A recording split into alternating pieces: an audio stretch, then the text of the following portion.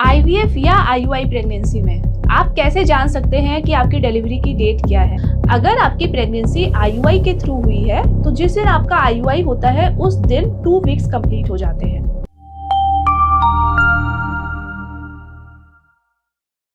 IVF या IUI pregnancy में आप कैसे जान सकते हैं कि आपकी डिलीवरी की डेट क्या है, आइए देखते हैं इस वीडियो में। नमस्कार, मैं हूं डॉक्टर रश्मि अग्रवाल। इस वीडियो में मैं आपको बताने जा रही हूं कि आप अपनी डिलीवरी की डेट कैसे कैलकुलेट कर सकते हैं। अगर आपकी प्रेगनेंसी आईयूआई द्वारा हुई है तो जिस दिन आपका आईयूआई हुआ है उस दिन आप 2 वीक्स मानते हैं, यानी जिस दिन आपका आईयूआई हुआ है उस दिन को हम ओव्यूलेशन का डे मानते हैं, तो आपकी प्रेगनेंसी उस दिन 2 वीक्स हो जाती है। आपको शायद पता होगा कि एक नॉर्मल प्रेगनेंसी की जो ड्यूरेशन होती है वो मैक्सिमम 40 वीक्स होती है। एवरेज पेशेंट्स की जो डिलीवरी होती है वो 38 टू 39 वीक्स में होती है 80% ऑफ द पेशेंट्स की। अब 20% पेशेंट्स की डिलीवरी या तो 39 वीक्स के बाद या 38 वीक्स के पहले होती है। अब देखते हैं कि इस वीक्स को कैसे कैलकुलेट करते हैं। अगर आपकी प्रेगनेंसी आईयूआई के थ्रू हुई है तो जिस दिन आपका आईयूआई होता है उस दिन 2 वीक्स कंप्लीट हो जाते हैं, और जिस दिन आपका बीटा एचसीजी टेस्ट होता है आईयूआई के 2 वीक्स के बाद उस दिन आपके 4 वीक्स कंप्लीट हो जाते हैं। फिर नेक्स्ट अल्ट्रासाउंड होता है 2 वीक्स के बाद, उस दिन आपके 6 वीक्स कंप्लीट हो जाते हैं। इसी तरह आपको हर 7 डे को 1 वीक मानना है और कैलकुलेट करते जाएंगे, तब आपको पता चल जाएगा कि आपके 38 वीक्स कब पूरे हो रहे हैं।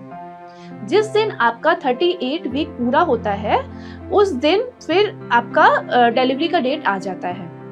अगर आपके लेबर पेन शुरू हो जाते हैं तो 38 वीक्स के बाद वो कभी भी हो सकते हैं, तो आपकी नॉर्मल डिलीवरी संभव है। अगर आपको सिजेरियन प्लान करना है, अगर डॉक्टर ने इलेक्टिव सिजेरियन बताया है तो सिजेरियन लगभग 38 टू 39 वीक्स के बाद ही हम प्लान करते हैं, तो वो आपको डॉक्टर डेट देते हैं।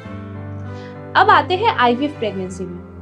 अगर आपकी आईवीएफ प्रेगनेंसी है तो आपको कैसे कैलकुलेट करना है। जिस दिन आपका एम्ब्रियो ट्रांसफर होता है उस दिन आपका 2 वीक पूरा होता है, और एम्ब्रियो ट्रांसफर के 14 डेज के बाद आपका बीटा एचसीजी टेस्ट होता है। जिस दिन आपका बीटा एचसीजी पॉजिटिव आता है उस दिन 4 वीक्स कंप्लीट हो जाते हैं। फिर नेक्स्ट अल्ट्रासाउंड होता है 14 डेज के बाद, तब 6 वीक्स पूरे हो जाते हैं। ऐसे ही करके आपको हर 7 डेज को 1 वीक मानना है। आप अगर वीक्स ऐड करते जाएंगे तो फिर आप 38 वीक्स तक पहुंच जाएंगे। अगर सिजेरियन होता है तो 38 टू 39 वीक्स के बीच में होगा, और अगर आप लेबर पेन के लिए वेट करेंगे तो 38 वीक्स के बाद जब भी लेबर पेन शुरू होगा तब आपकी डिलीवरी हो सकती है। कोई भी प्रेगनेंसी 40 वीक्स को क्रॉस नहीं करती है। जो डॉक्टर आपको डेट बताते हैं वो उसके अंदर की ही बताते हैं, तो लगभग आप अनुमान लगा सकते हैं कि आपकी डिलीवरी कब होगी। लगभग इससे आपका डिलीवरी डेट कैलकुलेट हो जाता है।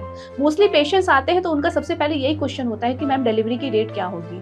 तो इस जानकारी के बाद आप अपनी डिलीवरी की डेट खुद कैलकुलेट कर सकते हैं। आशा करती हूँ ये वीडियो आपके लिए लाभदायक होगी। Wishing you all the best, happy pregnancy and happy parenthood.